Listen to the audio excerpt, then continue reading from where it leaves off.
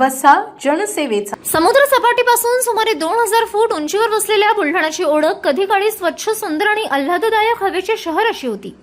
मात्र आज शहराला जोडणाऱ्या प्रमुख रस्त्यांवर साचलेला प्रचंड कचरा आणि त्यातून सुटणारी असह्य दुर्गंधी बुलढाण्याच्या या लौकिकालाच काळिमा फासत आहे.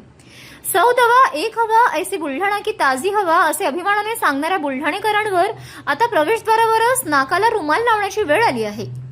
बुलढाणा शहराची अस्मिता, सार्वजनिक आरोग्य आणि स्वच्छ प्रतिमेशी संबंधित गंभीर प्रश्न असल्याची भूमिका राधेश्याम चांडक यांनी मांडली आहे. शहरातील वाढती लोकसंख्या, विस्तारीकरण, व्यावसायिक प्रतिष्ठाने आणि लगतच्या ग्रामीण भागांमुळे कचऱ्याचे प्रमाण वाढले.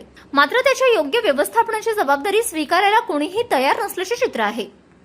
बुलढाण्यातील मेडिकल, इंजिनिअरिंग, कृषी आणि इतर महाविद्यालयात महाराष्ट्रासह विविध राज्यातील जवळपास 6000 विद्यार्थी शिक्षण घेतात.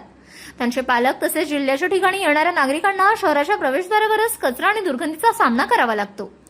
नगर परिषद की ग्रामपंचायत हद्द कोणाची यांच्याशी बाहेरून येणाऱ्यांना देणेघेणे नसते, बदनामी मात्र संपूर्ण बुलढाण्याची होते. यापूर्वी संबंधित यंत्रणांकडे पत्रव्यवहार करूनही परिस्थिती बदललेली नाही.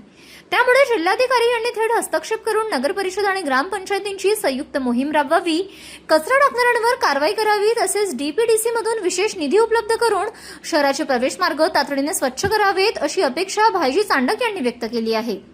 जितेंद्र कायस्थ, मुख्य संपादक, सिटी न्यूज.